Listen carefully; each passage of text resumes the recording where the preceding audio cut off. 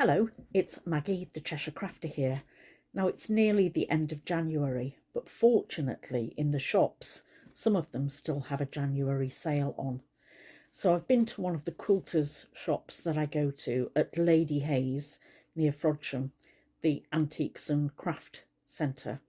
And I've spent money in I think she's called So Easy. I'll check my facts there. But the sewing shop had 10% off. So I bought some notions there and some grey fat quarters. And then I've been to the charity shops in Frodsham.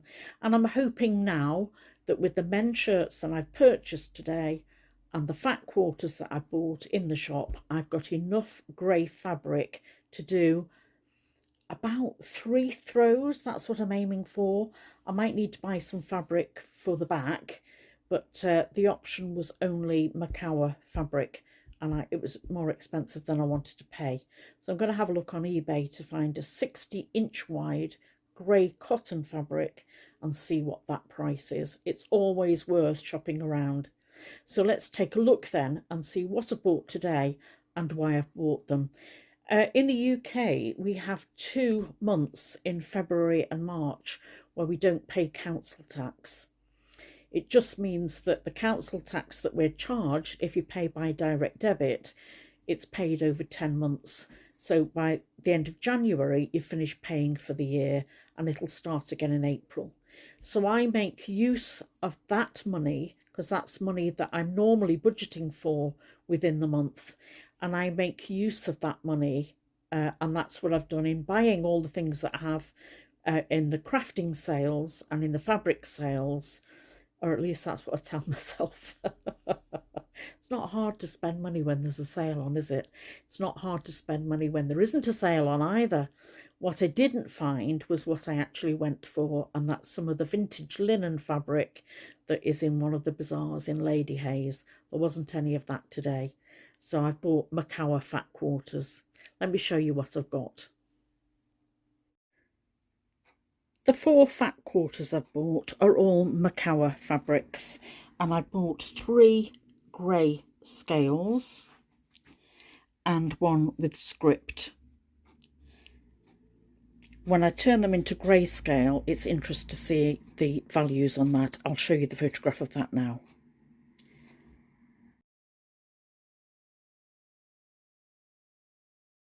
It's always worth being on the lookout for notions. So I found this Quilters Quarter as a 1/4-inch square ruler. It's a cube really, just a piece of plastic, 1/4-inch, a magnetic pin tray because I'm always losing my pins, and it's purple. It matches my sofa. And then I bought one of the paraffin waxes. I've been looking for one of these that will condition threads. When I'm doing the basting of the English paper piecing, the quality of the basting thread is pretty poor, and I'm hoping I can improve upon that, gliding through the fabric just a little bit easier with conditioning the cotton, the basting cotton that is. I'm not going to use this on the cotton that I'm sewing the quilt with, because I'm using the good quality Gutterman's cotton for that already. So let me see whether that makes a difference to me. So today, when I was looking for grey shirts, I knew what I had already, and I don't want repeats of what I've already got. And these shirts, you'll see, have got something that will help me transition to a different colour. This one is grey with a little bit of pale blue in it, pale blue in the stripe. This one is linen.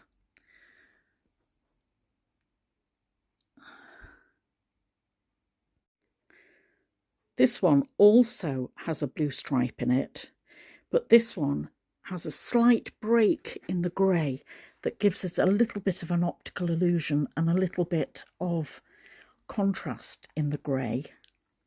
And the stripes are wider, and this one has a contrast at collar and a very long cuff. It's almost a blue and white paisley at that point.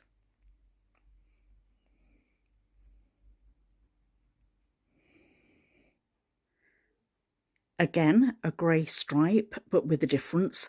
This one reminds me of Licorice All Sorts, but as you can see, it's got a purple in the stripe.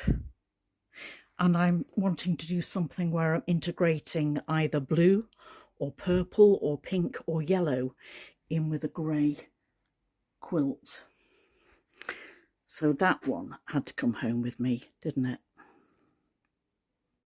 Now, this shirt really caught my eye, and I liked the pattern and the design on it, and I really wasn't sure as I approached it whether the background was grey or whether it was a very pale blue, and even in this light it's really not too sure. It's got a pink and even a brown in it. It's either slate grey or brown, so I think the colour of this will change depending on what it's put next to.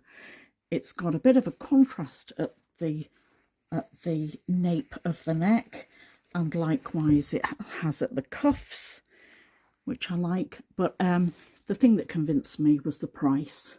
So if in doubt, take it, and then I can decide what colour I think that is when I compare it to my other fabrics. And finally, this one's not grey, hooray! But this is unusual in that it's not easy to find a green check, and that's got some navy and some, I think it's some red in there to make that check up. This is by Gap, and again it was £3.75. I know I haven't got anything like that in my stash, and I think that one will really brighten up or cut through a sickly sweet colour. I can use that as a spring colour or as an autumnal colour, I think. Pleased with that. So, between my craft haul and my fabric haul, I think I'm quite spent up now. I've made use of the January sales. I'm very pleased with what I have been able to buy. I'm still waiting for my sewing machines to be serviced, and when they go to the servicer, they'll be away for at least a week.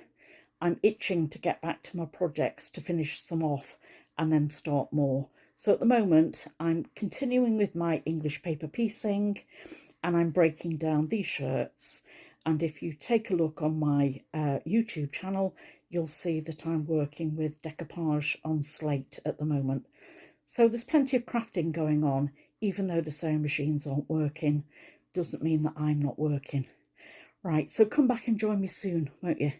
For now, this is Maggie saying bye for now. Come back and see me soon, won't you? Ta-da!